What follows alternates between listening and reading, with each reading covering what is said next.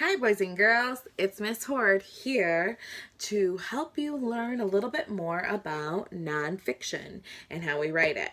Now remember, last week we talked about, come closer,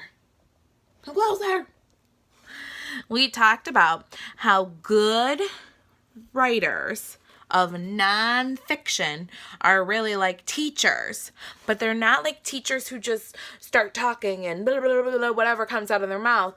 They actually have to plan it. And so this is what you do. Do you remember? You think of a topic. You think of a topic. You plan and you say it on your fingers. Plan and say it on your fingers. Then you sketch across the page. You sketch across the page to help you remember what you want to teach about. Do you remember that? You do?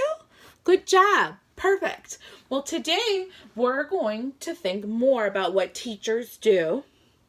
And even news anchors do this too, that help you when you are writing good nonfiction. So, how can I teach my readers? Remember, you're trying to teach them. And the best thing you can do is think about good strategies that help you teach them. And here is what it is. Today, when you have a class of students, when you have people who are learning about the news, you always know they're going to have questions. Questions. Excuse me, do you have any questions? Hands up, everybody has their hands up. Lots of questions. I'm getting overwhelmed. No. Because what I'm going to do is when I'm writing something, whether it be my Flying Squirrel book or my other nonfiction books about what I know, I am already going to think about their questions.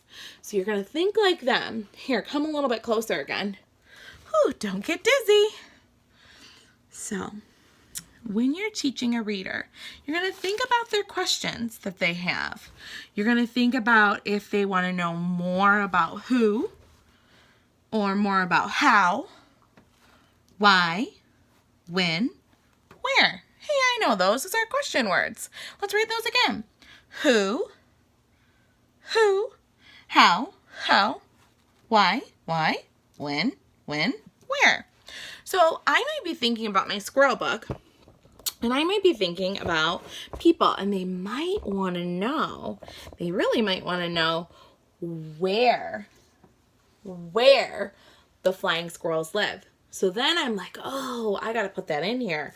So I could put them, say they actually are in a lot of places. They're not in as many places as regular squirrels, but they're still in our state, like Michigan. They're still in the United States, but no squirrels, not even flying squirrels or regular squirrels, live in Antarctica, which is way too cold. It's at the bottom and they don't live there. So I might still think of questions. So I still might say, when? Maybe they want to know when the flying squirrels come out. When the flying squirrels come out. Oh, well, they come out mostly at night. And the reason why they come out at night is maybe because there's not as many predators. And they have these really big eyes that can help them see in the dark. What else could my readers have questions about? I want to make my paper so good that the reader doesn't have a lot of questions. Who, how, why? Maybe why. Maybe they might want to know why a flying squirrel only stays in the trees.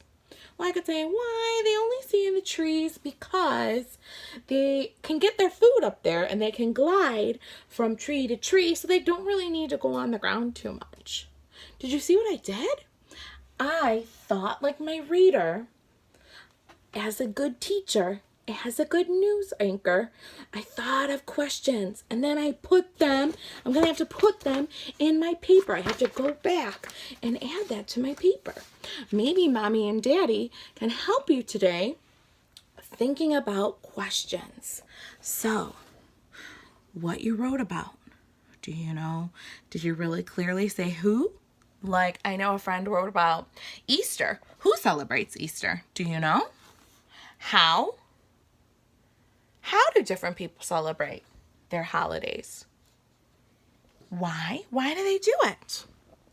All of these questions are important to answer because when you're writing a book and you're being a teacher, that's the whole thing. You want people to learn. And if people have questions, then you got to answer them. Good luck. Remember, keep writing about nonfiction, real facts, real information, okay? Now, when I go, off you go. Go ahead and start on an old piece or write your new piece. Off you go.